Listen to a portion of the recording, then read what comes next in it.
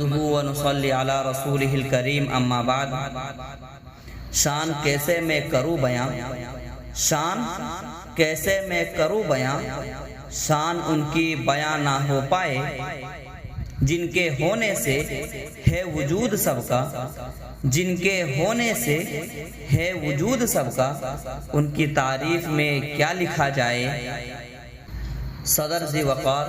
ربیع الاول کا مہینہ آتے ہی ٹھنڈی ہوا کا چلنا کوئی حیرت کی بات نہیں۔ اس مہینے کی آمد پر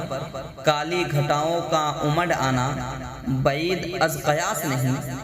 اور اس بابرکت مہینے کے شروع ہوتے ہی مزاج میں ایک شگفتگی کا احساس پیدا ہو جانا کوئی خلاف فطرت عمل نہیں۔ یہ تو سب اس وجود برحق کی آمد کا اشارہ ہے کہ اگر وہ نہ ہوتے تو نہ تو ہوا ہوتی، نہ گھٹا ہوتی،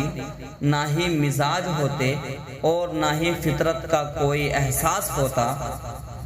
جن کے آنے سے مزاجوں میں شگفتہ احساس، جن کے آنے سے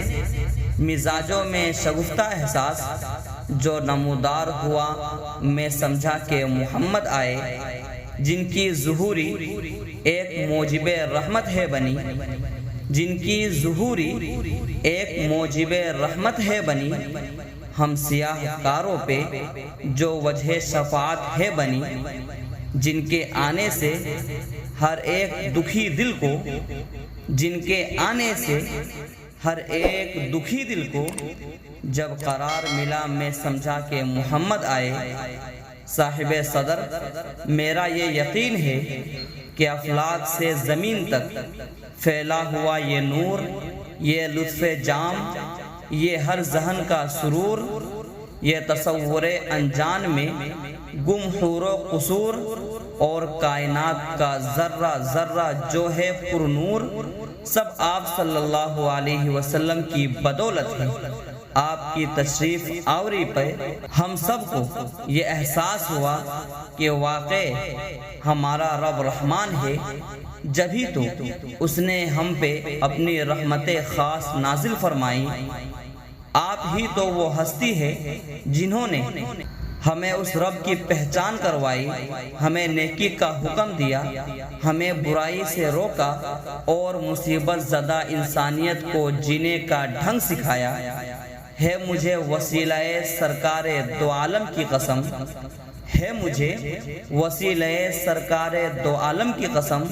واسطہ محمد کا جو درمیان نہ ہوتا، ہم گنہگاروں کو حشر کی صبح تلک، ہم گنہگاروں کو حشر کی صبح تلک ذات خداوندی کا بھی ہرگز گمان نہ ہوتا۔ میں مشکور ہوں اس ذات باری تعالیٰ کا جس نے ہمیں پیغمبر بے مثل عطا فرمائے، اور میں گرویدہ ہوں اس رب کعبہ کا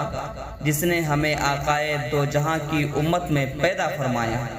آخر میں بس یہی کہنا چاہوں گا، جس کی ایک کن سے خلق ہوئی خلقت ساری، جن کی ایک کن سے خلق ہوئی خلقت ساری، اس کی اسی کن کا جب میں نے مرکز دیکھا، ہر طرف دائروں میں برسرے پیکار ولی دیکھے، ہر طرف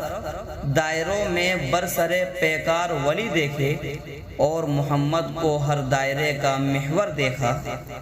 وما علینا الا البلاغ۔